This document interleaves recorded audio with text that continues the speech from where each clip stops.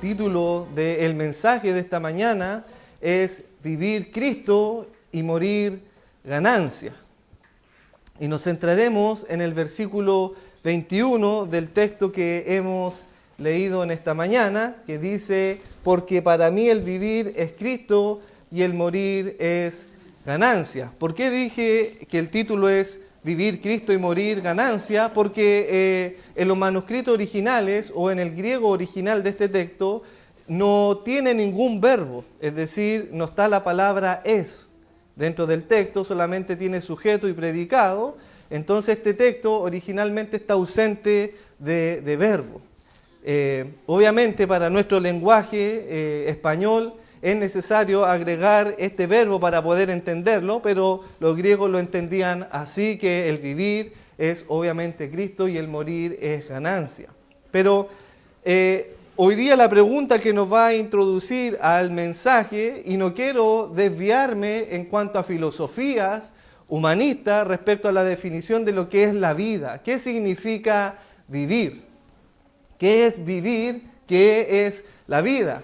Y al estudiar esta palabra y ver otros comentarios bíblicos, había una cita del Dr. Sproul que hacía respecto a este pasaje, y él hacía una referencia de que hay algo seguro en la vida de los hombres, o dos cosas seguras hay en la vida de los hombres. Una de ellas es que todos vamos a morir, y la segunda de ellas es que todos vamos a pagar impuestos. Es inevitable no morir y también inevitable no pagar impuestos.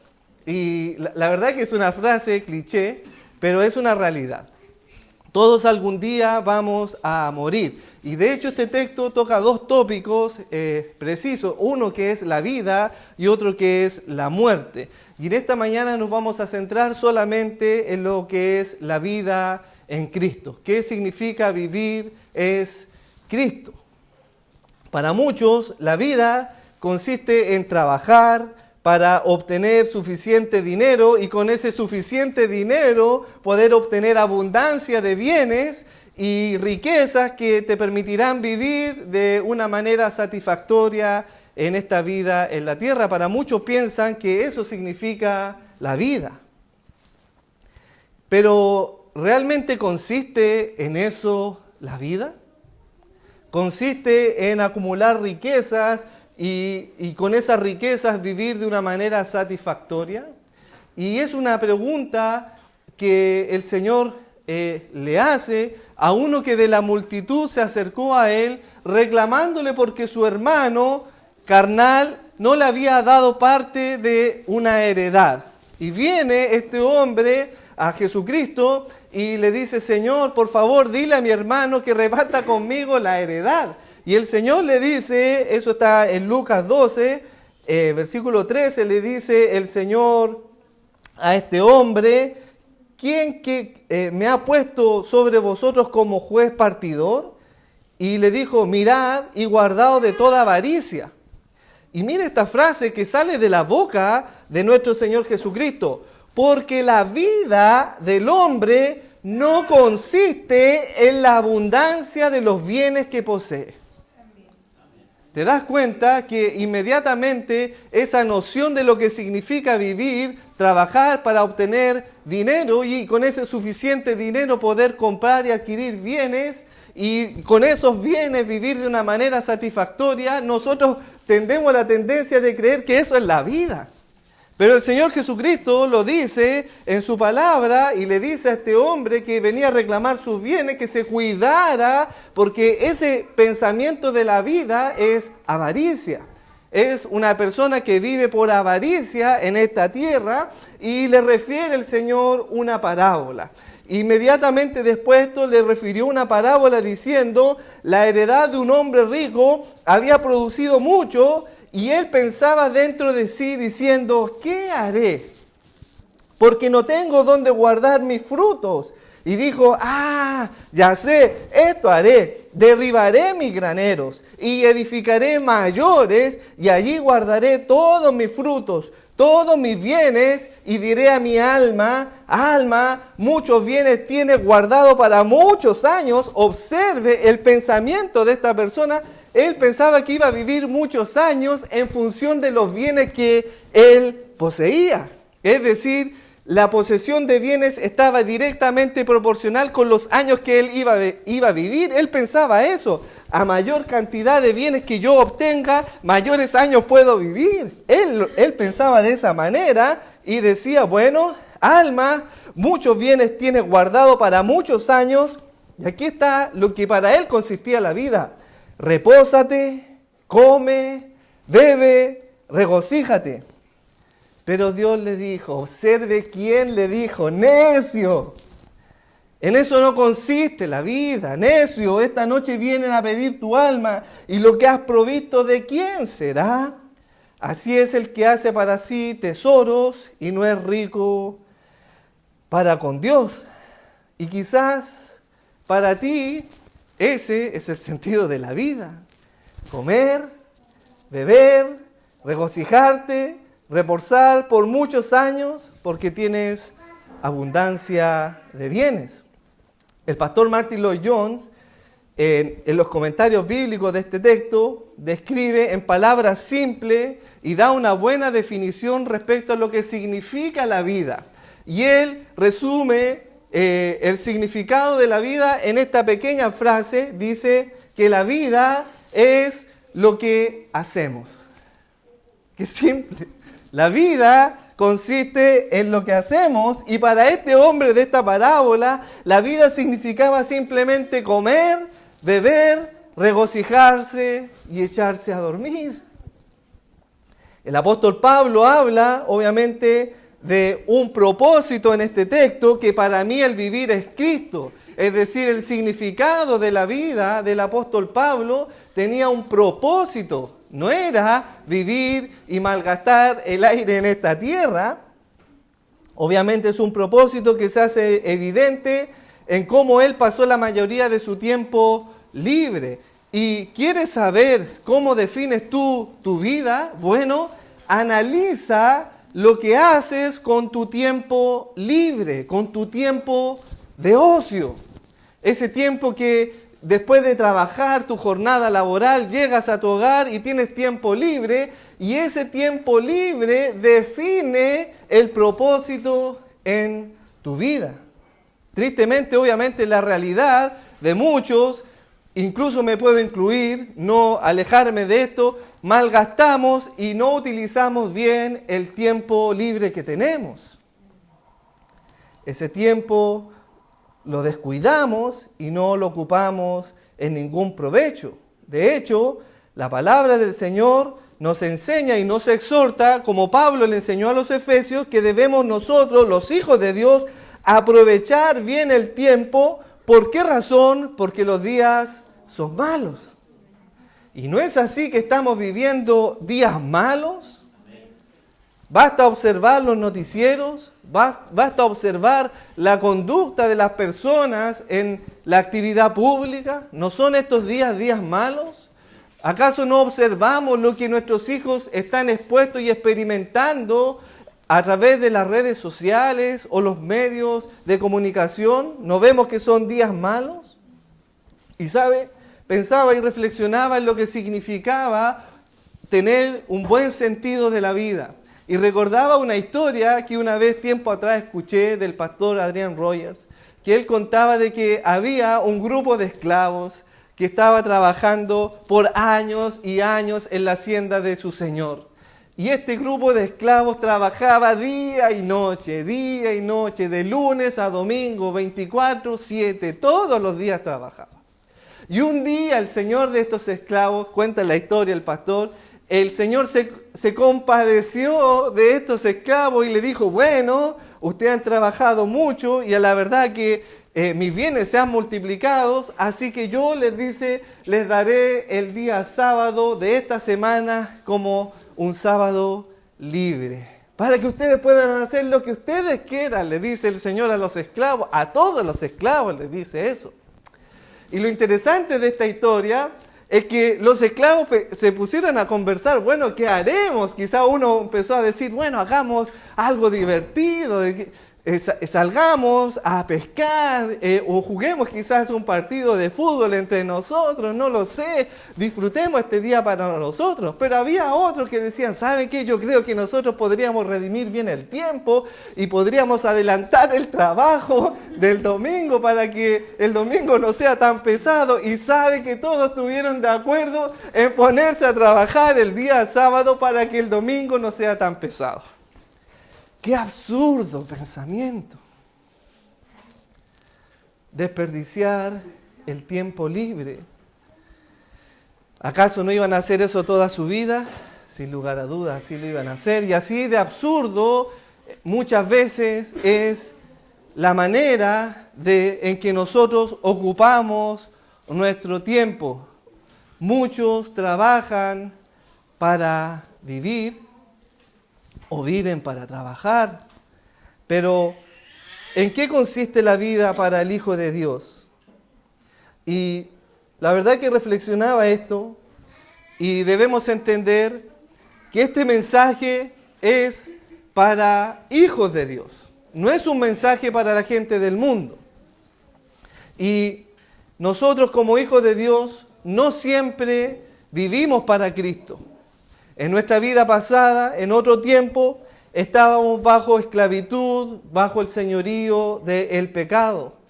No vivíamos para Cristo, sino que vivíamos para satisfacer nuestros deleites, los deseos de la carne y todas sus obras.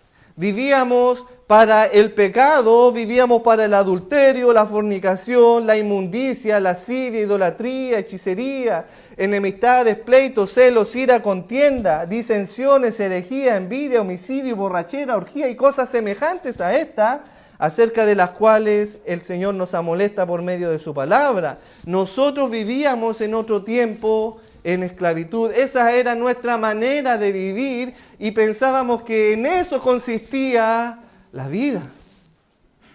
No vivíamos para Cristo. Y esta lista, a la verdad, describe, obviamente, a un hombre que está sin Cristo.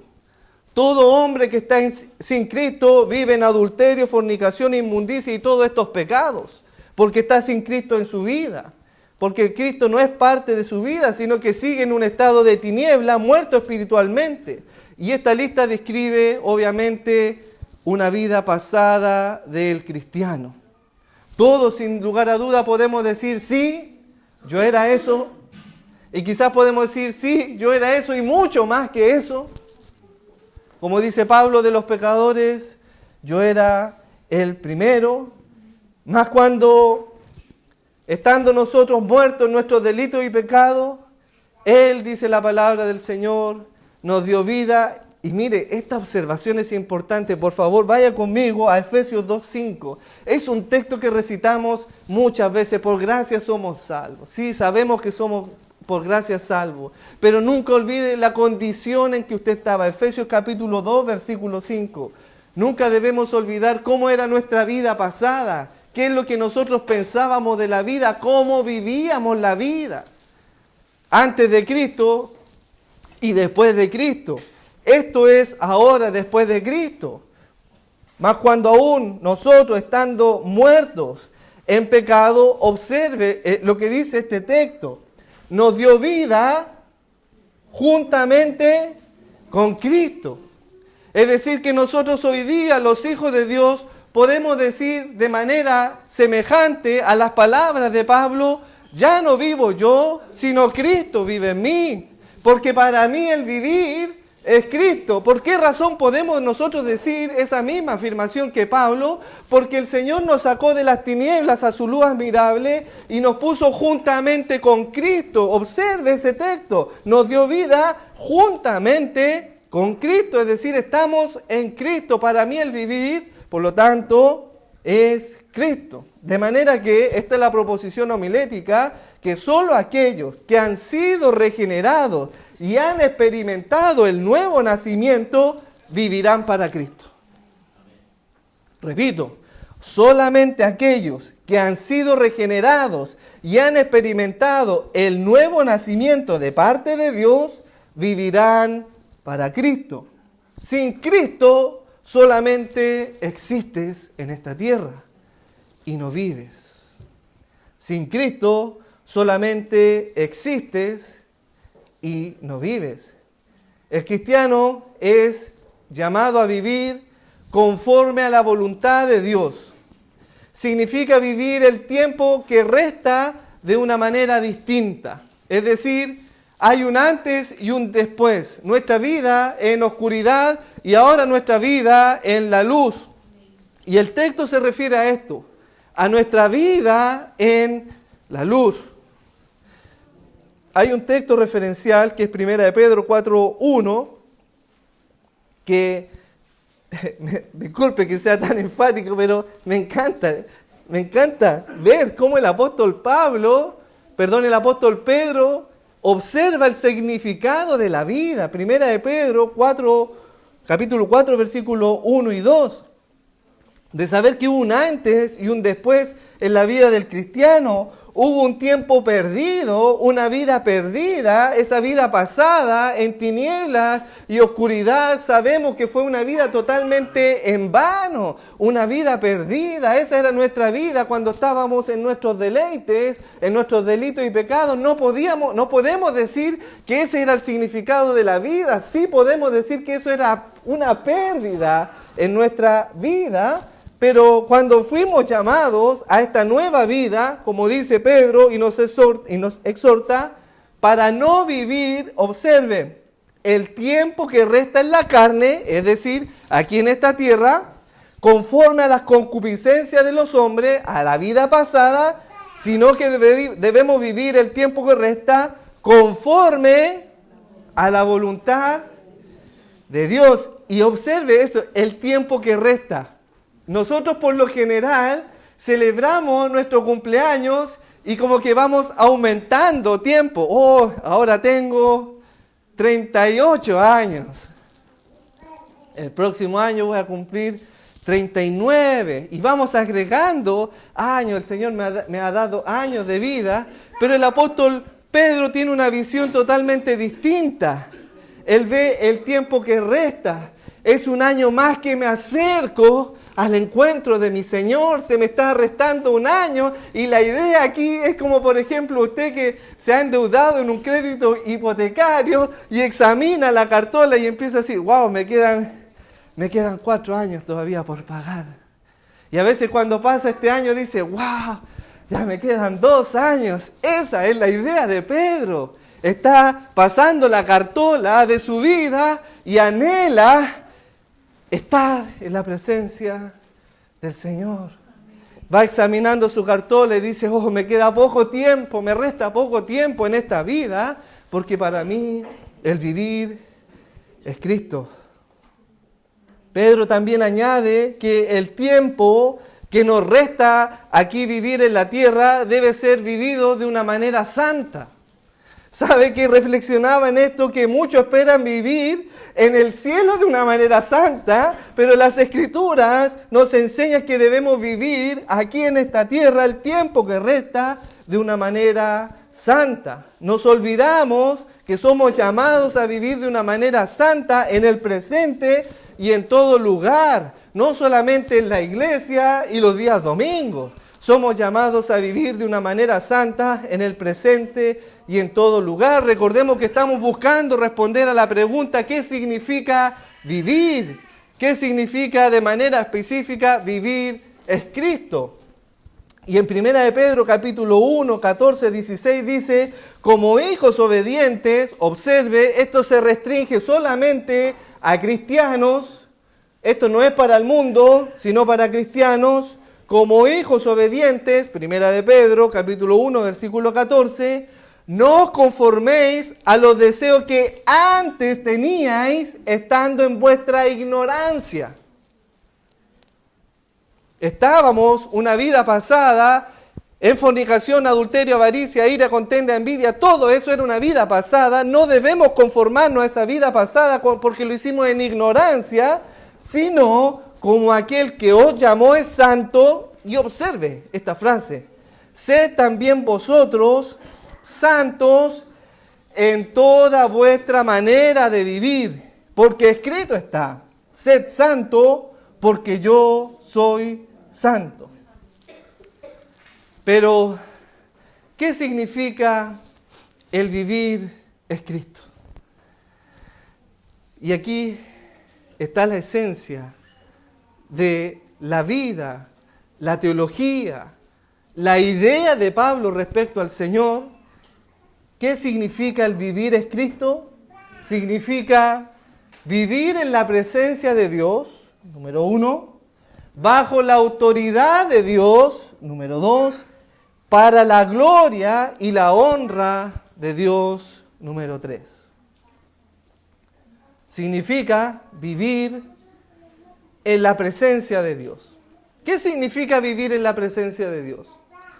Significa reconocerlo en todos tus caminos. Proverbios 3:5 dice: fíate de Jehová de todo tu corazón y no te apoyes en tu propia prudencia, reconócelo en todos tus caminos. Esa es la persona que ha entendido lo que significa vivir en Cristo, que sea por cual sea el camino que vaya, él lo reconoce en todos sus caminos, reconoce la presencia de Dios en todo su andar. Es considerar que estamos bajo la mirada de un Dios omnipresente. Proverbios 15:3 dice que los ojos de Jehová están en todo lugar, mirando lo malo y a los buenos, mirando a los malos y a los buenos, pero el ojo de Jehová está de manera especial sobre los justos, dice Salmo 34:15, y su oído está atento al clamor de ellos. De manera que la vida del cristiano es una vida que debe ser vivida en la presencia del Señor. En el Antiguo Testamento vemos cómo el pueblo de Israel experimentó la presencia del Señor. El pueblo de Israel experimentó y vivió en la presencia, hermanos, de un Dios santo. Le fue evidente la presencia de Dios en medio de ellos.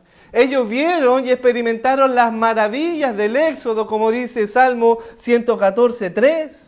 Y cuando uno lee este salmo es imposible no conmoverse con lo que está diciendo aquí el salmista respecto a la presencia de Dios, lo que significa vivir en la presencia de Dios. El salmista dice y hace esta pregunta: el mar lo vio y huyó el mar. El Jordán se volvió atrás, el río Jordán se detuvo, los montes saltaron como carneros y los collados como corderitos. Y hace esta pregunta: ¿qué tuviste, oh mar, que huiste? ¿Qué es lo que vistes en las palabras de Él, que huiste de Él? Y tú, oh Jordán, ¿qué te volviste atrás? Oh montes, ¿por qué saltasteis como carnero y vosotros collados como corderitos? Y aquí viene la respuesta a esta pregunta del salmista: porque a la presencia de Jehová tiembla la tierra. A la presencia del Dios de Jacob tiembla la tierra, el cual cambió la peña en estanque de agua y en fuente de aguas la roca dura. Pero ¿sabe lo que sucede?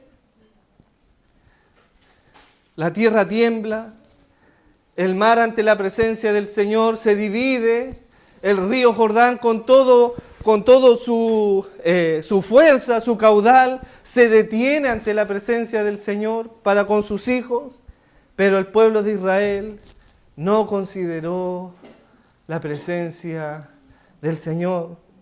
El Señor por la noche en el desierto enviaba una columna de fuego para guiarle durante la noche y para darle abrigo y calor en el frío del desierto.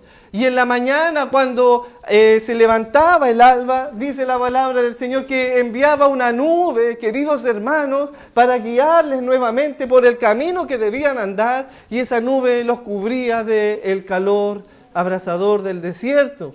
Ellos experimentaron la presencia de Dios, pero no le consideraron, no le tomaron en cuenta, sino que se volvieron hacia su pecado. Y es triste, queridos hermanos, que cuando nosotros pecamos, nos olvidamos que estamos pecando delante de la presencia de Dios. David lo entendió.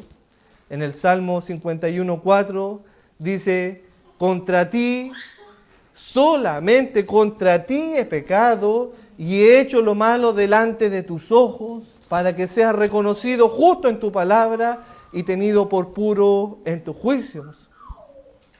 ¿Has considerado, querido hermano, qué significa vivir en la presencia de Dios?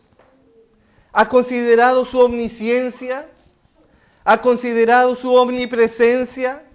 ¿Has considerado que estás delante de un Dios santo, que no te puedes ocultar de Él? Puedes engañar a los hombres, incluso te puedes engañar a ti mismo, pero al Señor no lo puedes engañar. La vida y el ministerio de Pablo se condujo bajo esta realidad de estar delante de la presencia de Dios. No era como esos predicadores que predicaban por envidia, con falsas o podríamos decir incorrectas motivaciones, y tampoco era como esos predicadores que se predicaban por el vientre. No era como esos predicadores que predicaban para agradar a los hombres y persuadir a los hombres y usar el evangelio y la piedad como fuente de ganancia. No, lo que hacía Pablo, según 2 Corintios 2:17, era muy distinto, porque dice Pablo en su carta a los Corintios, dice pues, no somos como muchos que medran falsificando la palabra de Dios, sino que con sinceridad, como de parte de Dios y delante de Dios, hablamos en el nombre de Cristo. Hay una gran diferencia entre la vida de Pablo en su predicación del Evangelio a la predicación de los falsos maestros. Por cuanto Pablo predicaba considerando la presencia de Dios en su vida. Pablo desea que sus hermanos entiendan, los hermanos filipenses comprendan esta realidad de que si vivimos, para el Señor vivimos, porque vivir es Cristo. Pablo desea que sus hermanos entiendan que todo lo que hacen, lo hacen bajo la mirada de Dios. Por lo tanto, exhorta no solamente a los filipenses, sino también a los colosenses y a todos los hermanos, diciéndonos que todo lo que hagáis, querido hermano, todo, cuando dice todo, es todo. No hay exclusión alguna. Todo lo que hagáis, hacedlo de corazón como para el Señor. Y no para los hombres, sabiendo que del Señor recibiréis la recompensa de la herencia, porque a Cristo el Señor servís. Ese es el llamado de Pablo a los filipenses. Ese es el llamado de Pablo a su iglesia, que todo lo que nosotros hagamos, lo hagamos como para el Señor. Piénselo por un momento. Va a entrar a su casa. La esposa va a preparar el plato de comida y lo va a hacer como para el Señor. El esposo va a cuidar de sus hijos y de su esposa y lo va a hacer como para el Señor, para honrarle a Él, porque ha entendido que está delante de la presencia del Señor. Y va a empezar a hacer las cosas con excelencia, considerando lo que significa vivir es Cristo. Es hacer las cosas como siervo de Cristo, porque a Él, como dice la palabra de Dios, servimos, somos esclavos de Cristo, sujetos a su voluntad y autoridad. Y eso nos lleva al punto número 2. Vivir es Cristo significa vivir bajo la autoridad de Dios. No obstante, debemos saber que el conocer la autoridad de Dios y experimentar la autoridad de Dios no significa que nosotros vamos a obedecer a ella. De hecho, los discípulos experimentaron y conocieron la autoridad del Señor Jesucristo, mas no le obedecieron. Todo lo contrario, cuando Jesucristo fue arrestado, dice la palabra del Señor que todos sus discípulos le dejaron y huyeron. Conociendo la autoridad de Cristo, hermano, le abandonaron, no le obedecieron.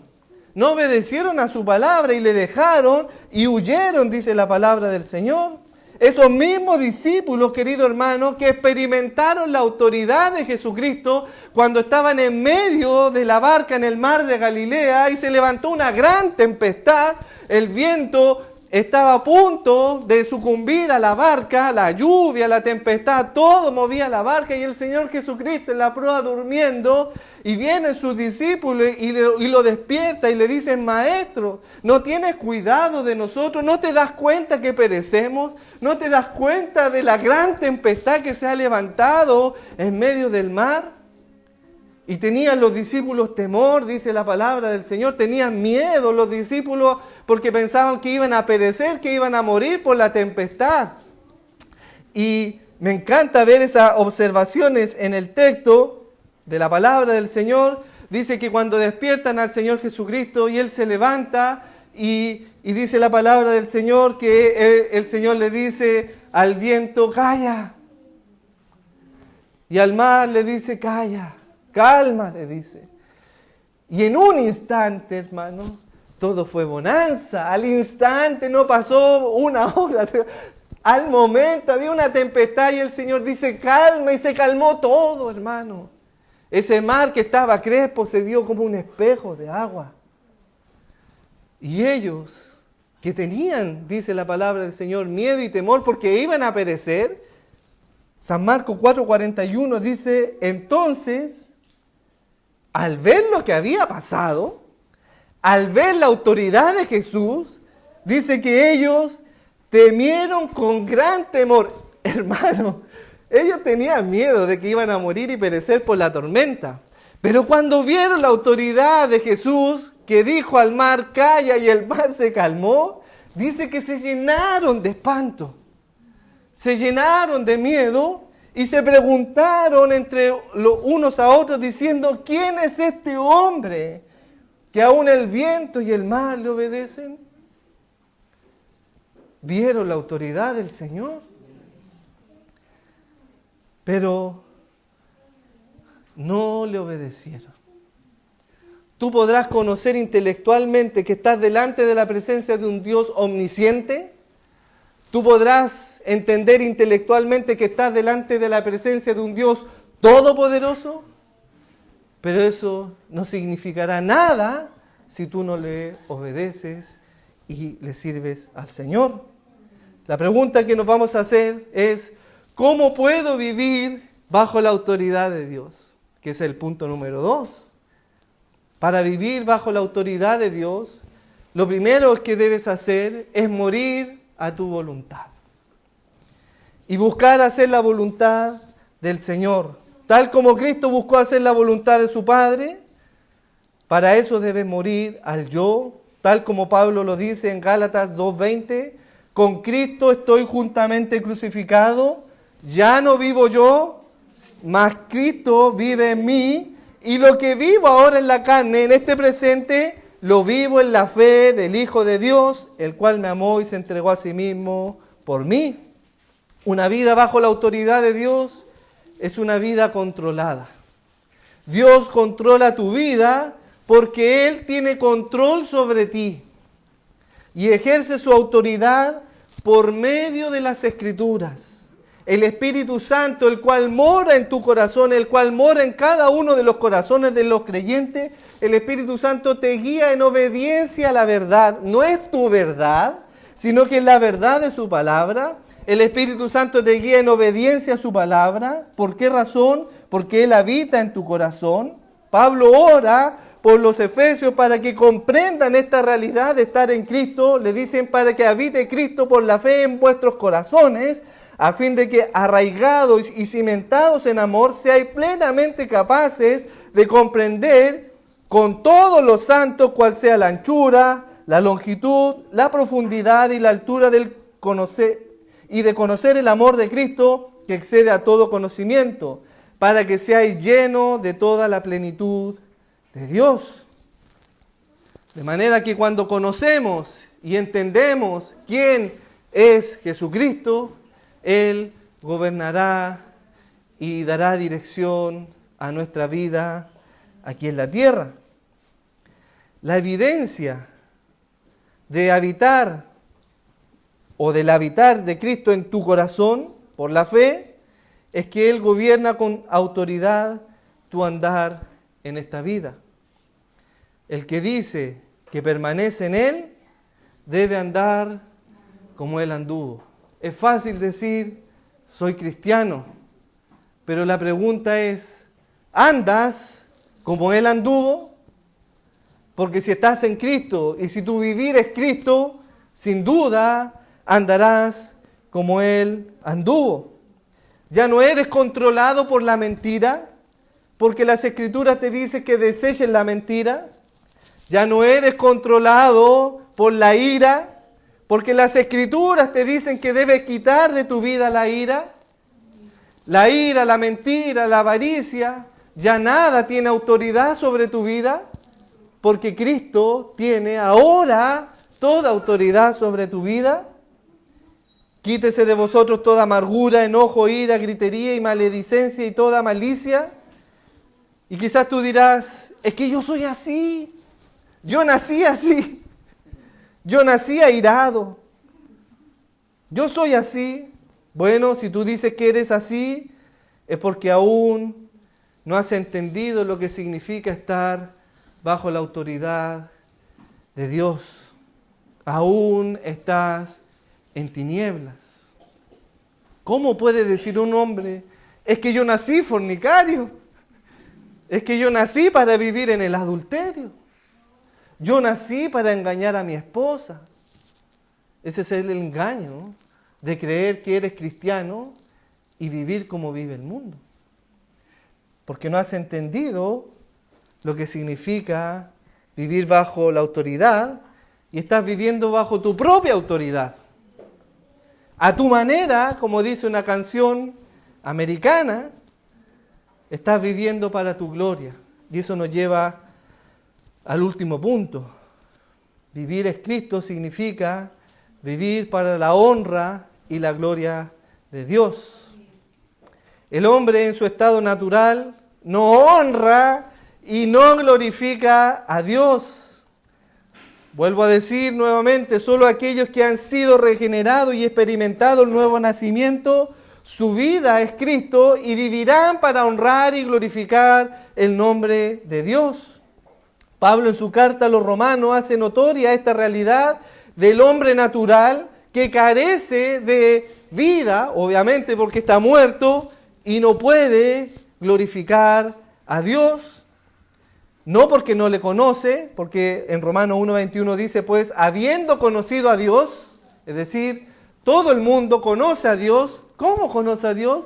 Bueno, por medio de las cosas visibles, el mar, la naturaleza, las cosas que Él creó, las estrellas. Conocen a Dios, obvio, mas no le glorificaron como a Dios, ni le dieron gracias por el sol de la mañana, sino que se envanecieron en su razonamiento y su necio corazón fue entenebrecido.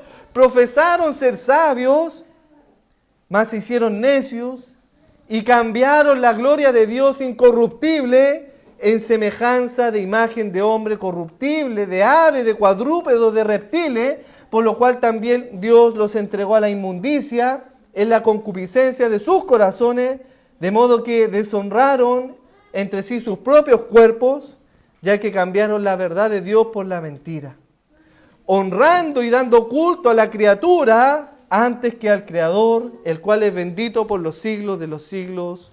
Amén. Ese es el carácter del hombre natural. Busca su propia gloria, busca su propia honra, no busca glorificar con su vida a Dios. Él quiere hacer las cosas a su manera, bajo su autoridad, para agradarse a sí mismo y honrar a sí mismo. Incluso le es más importante honrar al hombre antes que a Dios. El hombre natural le tiene más miedo al hombre, a ser descubierto por el hombre, que ser descubierto por el Señor. No es una tragedia eso, queridos hermanos, que tengamos más miedo de que algún hermano nos sorprenda en algún pecado, que considerar que Dios está presente en ese acto de pecado. Mas la vida, obviamente, de los hijos de Dios no es así. ¿Cómo puedo vivir para glorificar y honrar el nombre de Dios? Bueno, Pablo exhorta a los filipenses en esta misma carta, en el capítulo 2, que para vivir y honrar y glorificar a Dios es necesario ser humildes. Es necesario tener un corazón humilde. Pablo exhorta a los filipenses en el capítulo 2, en el versículo 3 y 4, diciendo: no mirando cada uno lo suyo propio, sino cada cual también por lo de los demás, por lo de los otros. Haya pues en vosotros este sentir que hubo también en Cristo Jesús. Versículo 3, nada hagáis por contienda o por vanagloria, antes bien con humildad, estimando cada uno a los otros o a los demás como superiores a él mismo. Esa es la manera que Dios quiere que vivamos, en humildad. Es la única manera que podemos glorificar a Dios. Quizás tú dirás que careces de humildad, que tu orgullo muchas veces te controla, o que todo lo que haces no es más que para obtener méritos delante de Dios. Buscas hacer obras para agradar a Dios. Buscas trabajar a Dios. Buscas hacer cosas para Dios a fin de obtener méritos y alguna especie de canje para agradarle a Él. Pero Él no es así. Él no es así. Él atiende a los humildes, no a los soberbios. Dice Pablo a los Corintios en el capítulo 15, 10, dice: pero por la gracia de Dios soy lo que soy, y su gracia no ha sido en vano para conmigo. Antes he trabajado más que todos ellos, pero no yo, sino la gracia de Dios conmigo. Pablo no buscaba su gloria. Él no decía: miren, de todos los apóstoles, yo soy el que trabajé más. En persecución, yo fui el más perseguido. En golpes y caminos de muerte, yo soy más que todos ustedes. Pablo no dice eso, no busca su propia gloria, su propia honra. Él dice claramente: no yo, no era yo el que estaba trabajando, sino que la gracia de Dios en mí.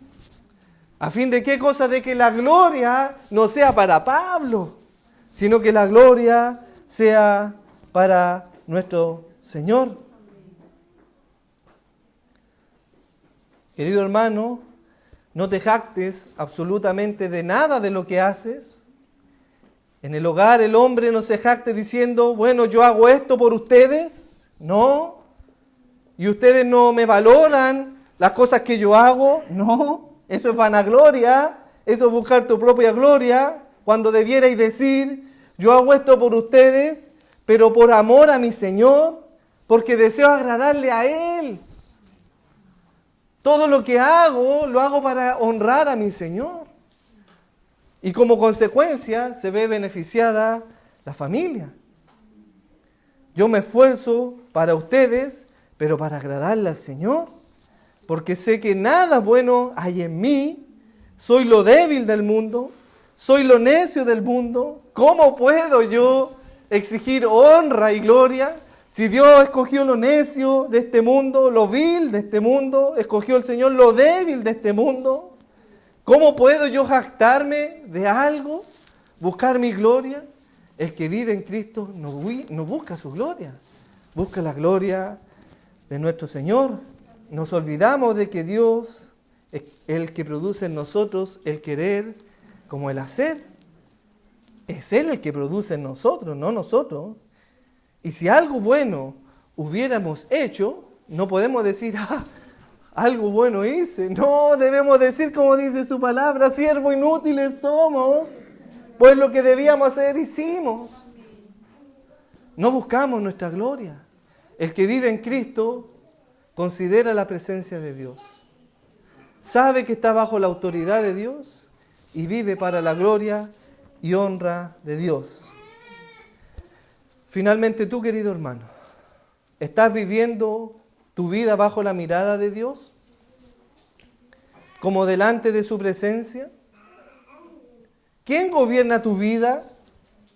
No me diga que tu esposa. ¿Quién gobierna tu vida? ¿Es Cristo tu Señor? ¿Es Cristo tu Rey? ¿Es Cristo tu soberano? ¿Él es el único en tu vida? ¿Te gobierna su palabra? ¿Estás bajo la autoridad del Señor? ¿Qué galardón estás buscando? ¿La honra de los hombres? ¿Buscas agradar a los hombres para que de ellos recibir honra y gloria? ¿O vives para la gloria de Dios y para la honra de su nombre? Quizás estás ahí existiendo solamente, no estás viviendo en Cristo, sino que existes solamente en tus rutinas diarias. Como dice esa parábola, bebiendo, comiendo, durmiendo, trabajando. ¿Existes para trabajar? ¿Vives para trabajar? Querido hermano, ¿es esa tu vida? Déjame decirte, mientras haya vida, o ese tipo de vida, sigue habiendo esperanza. Salomón, en Eclesiastés 9:4 dice, aún hay esperanza para todo aquel que está entre los vivos, es decir, aquellos que existen solamente, que todavía no han vivido la vida que agrada a Dios, vivir en Cristo. Dice Salomón que aún hay esperanza para los que están entre los vivos, porque mejor es perro vivo que león muerto, dice Salomón. Sin ofender a nadie, pero quizás tú estás viviendo una vida de perros, ese de estar ahí echado, sentado, meneando la cola, esperando comer y beber, ladrando a quien se te cruce por el camino. ¿Vives quizás esa vida de perro? ¿Existes solamente? ¿No has comprendido cuál es el propósito de Dios para tu vida? ¿No has vivido para Él? ¿Hay esperanza para ti? Debes clamar a Dios y pedirle, como el salmista le pide al Señor. Y el salmista dice así, oh Señor, enséñame a vivir. Bendito tú, oh Jehová, enséñame tus estatutos. Enséñame, oh Jehová, el camino de tus estatutos y los guardaré hasta el fin. Enséñame a hacer tu voluntad, porque tú eres mi Dios. Tu buen espíritu me guía a tierra de rectitud. Y cuando seas instruido y enseñado por Dios por medio de su palabra, correrás la carrera de la vida. Pero no correrás en vano, sino correrás, como dice el salmista, por el camino de tus mandamientos correré cuando ensanche mi corazón y guarde tu palabra. Tus pies en este camino de la vida no serán como los pies del mundo, como la gente que camina o que existe, sino que tus pies serán, como dice la palabra del Señor, ¡oh, cuán hermosos son los pies de aquellos que anuncian la paz, las buenas nuevas de salvación! Y podrás decir al término de tu caminar en la vida que es en Cristo, como Pablo lo dijo a su hijo Timoteo: he peleado la buena batalla, he acabado la carrera, he guardado la fe, por lo demás me es guardada la corona de justicia, la cual me dará el Señor, juez justo, en aquel día, y no solamente a mí, dice Pablo, sino también a todos los que aman su venida. ¿Quieres caminar como el mundo camina? ¿O quieres caminar y vivir junto al Señor, al autor de la vida? Porque cuando comiences a vivir en Cristo, cuando entiendas que para ti el vivir es Cristo, andarás bajo su autoridad, delante de la presencia de Dios y para la honra y la gloria de su nombre. Le invito a que oremos al Señor.